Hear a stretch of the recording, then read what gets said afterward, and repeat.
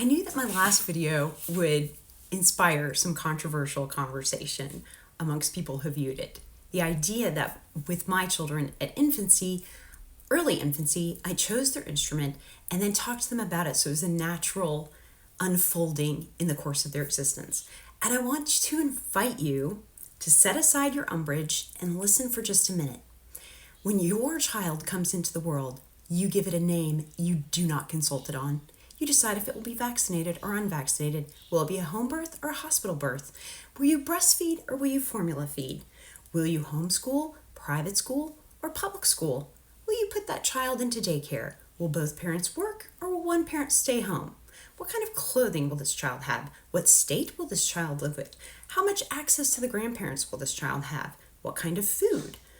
What kind of daily requirements? Are you going to demand feed or are you going to schedule? Every aspect of a child's early development is in your purview and your control, and those are going to shape the rest of that child's life. Some parents choose to put their children, their very young children, in a bilingual program. I have a friend who speaks fluent Spanish with a Minnesota accent who started before the age of 5 in a bilingual program that he continued in for the rest of his schooling before college, because his parents decided he was going to be fluent in Spanish. For me, in my state, if my children as high schoolers played in the state youth symphony, they got a full ride to any state school of their choice. As long as they played in the orchestra, they didn't have to get a degree in music. I had no intention of my children being professional musicians, but to me, a music education is just as important as math or science.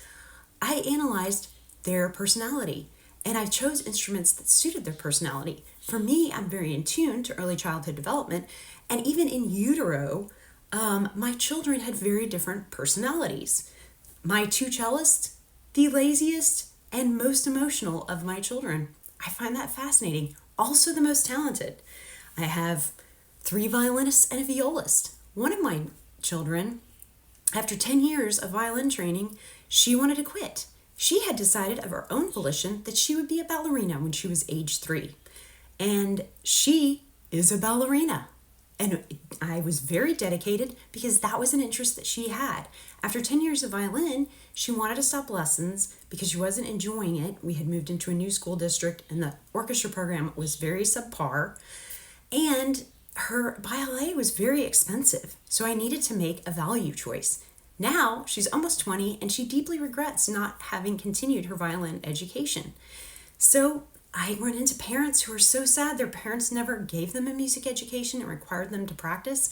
And very rarely, I think only once or twice, have I met a parent who says, I'm upset that my parents forced me to do X, Y, and Z.